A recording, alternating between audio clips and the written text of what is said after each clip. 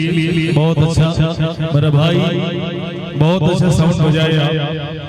ऐसे ही बजाइएगा, कहीं जाइएगा हो कतहु जालू छन भरे खातिर दुख बढ़ेला दूना हो, ई कैलाश भी खास न लागे, लागे सुना सुना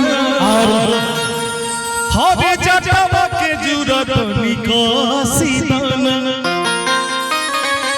अभसम भभूत तनि घासी दाना, गौरा हो सीताना। क्या बात है, आरती का भी समय हो गया है, तो श्रद्धालुओं से आग्रह कि समय का ध्यान रखें और आरती के लिए तैयार रहे। हाँ, क्या ये क्या कहना है? कहना है हो कि कहाँ चोरवलू ना ए गौरा, कहाँ चोरवलू ना, कहाँ चोरवलू ना ए गौरा, कहाँ चोरवलू ना। चंद्रशेखर आजाद, तुम अभी आजाद नहीं हुए हो, तुमको अभी और बजाना है कि गाजा की गाजा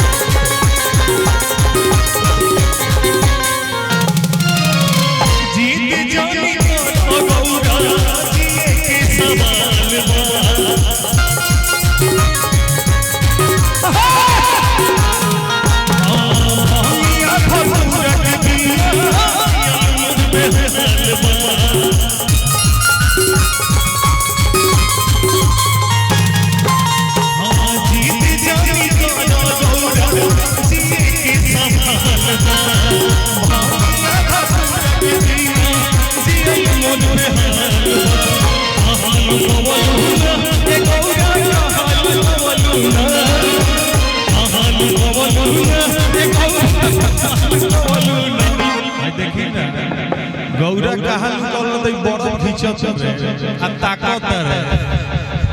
बाबा को देखिए, का बाबा आनंद आता है चोभने में। हाकी ये बूढ़ा लोसन लगायो ले, कहाँ लुकवलू ना हे गौरा, कहाँ लुकवलू ना की गाजा की गाजा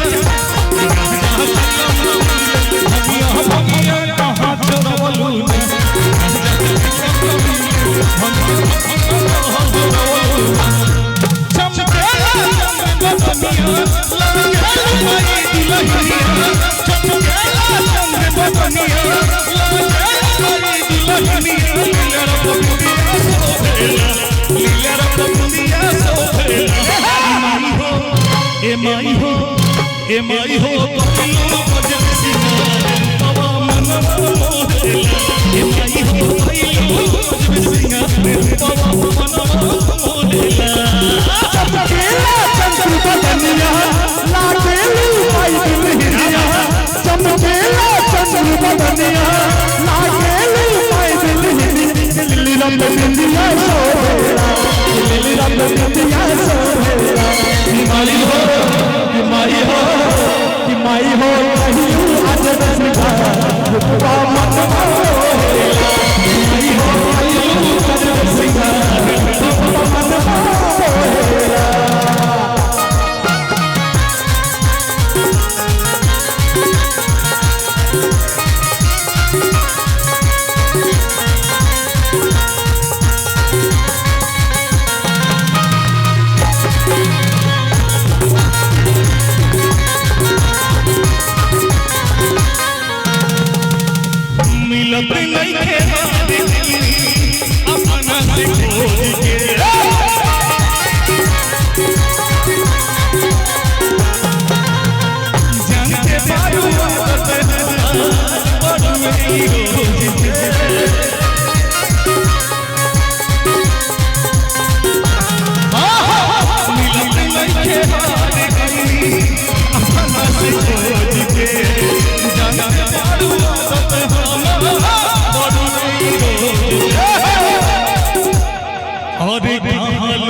कवलूना ए गौरा कहल कवलूना।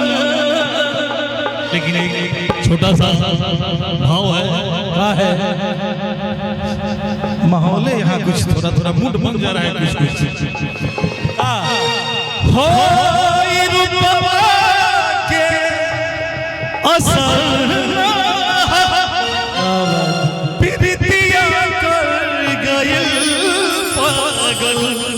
हाय हाय मोहब्बत कर गयल लखिया न धड़कन के खबर ना। लेकिन भाव है अरे कहालू कवलूना ए गौरा कहालू कवलूना, कहालू कवलूना ए गौरा कहालू कवलूना। गाजा गाजा चिलम ले तमिया भगिया कहा छोड़वलूना। गाजा कहा छोड़वलूना। दिल धड़का दिल धड़का दिल धड़का दिल धड़का माई के प्यार में, माई के प्यार में, माई के प्यार में, माई के प्यार में। अकेला ब्यास के तरफ देखो, उधर मत देखो। लाइट जल रहा है सामने में। लेकिन एक और छोटा सा भाव है मेरे तरफ से। आरती का भी समय हो गया है। आरती का समय हो गया है जी, ठीक 9 बजे आरती आरंभ हो जाए, 10 मिनट के समय बाचल जी। एक मिनट समस्त श्रद्धालु भक्तजन से आग्रह जी समय का ध्यान रखबे। ठीक 9 बजे संध्या आरती मैया के हेतैन अहाँ सबके बुझले है। लेकिन एक बेर अनाउंसमेंट करने आवश्यक होय छै कि भ सके इम्हर उम्हर ध्यान भटक रहल है, कोनो काज में व्यस्त छी, मेला देख रहल छी, जिलेबी खा रहल छी या कोनो सामान खरीद रहल छी, तो से सब लैत से सब करैत आरती के समय पर सब ध्यान देबै। ठीक 9 बजे मैया के आरती हेतै, सब गोटे दरबार में आबि के आरती में सम्मिलित भ जाओ। बोल श्री वाली मैया की आई बुए के साल में, आई बुए के साल में माई अपना बेटा के हरती हनिया में कहा कैसे भीतर कैसे दिल में बारू तू ही बात दिल के हम कहीं। एक बार ताली बजा दीजिए। क्या बात है। चलिए आइए एक छोटा सा भाव है बाबा पे, भोले बाबा की भोले बाबा के करा के अपन हम बनाई और अभी के खास बाटे हक कर पास बाटे हक हिया ठोकर हम खाई। लेकिन उससे पहले मेरा भाई का गाना है, फास्ट गाना होना चाहिए, है ना। हक माटी के मूर्ति से तकली मुस्काई के देखिए धड़क तेज ना होती। माटी के मूर्ति से तकली मुस्काई के किया जाने रूप सुहावन लागे कमाई के, किया जाने रूप सुहावन लागे कमाई के। माटी के मूर्ति से तकली मुस्काई के, माटी के मूर्ति से तकली मुस्काई के किया जाने रूप सुहावन लागे कमाई के, किया जाने रूप सुहावन लागे कमाई के।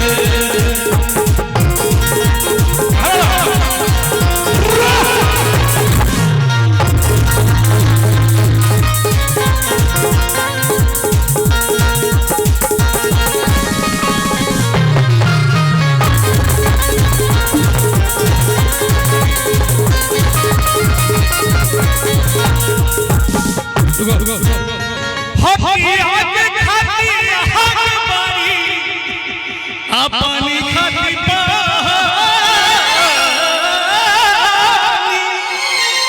हजे जैसे चाहे वैसे मिले माता रानी हथिया के खाती पानी खाती जैसे चाहे वैसे मिले माता रानी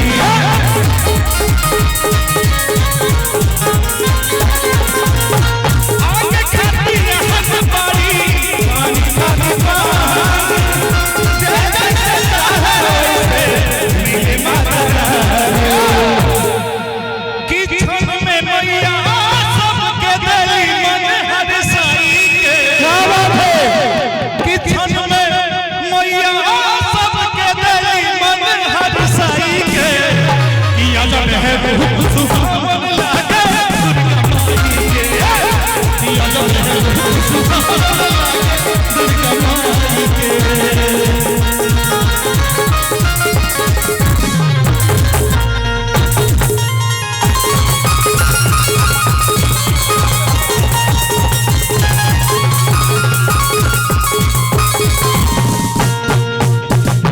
मात्र 2 मिनट समय आपके पास एक भोला हुआ करके समाप्त कीजिए। ठीक है मात्र 2 मिनट का समय। ओके।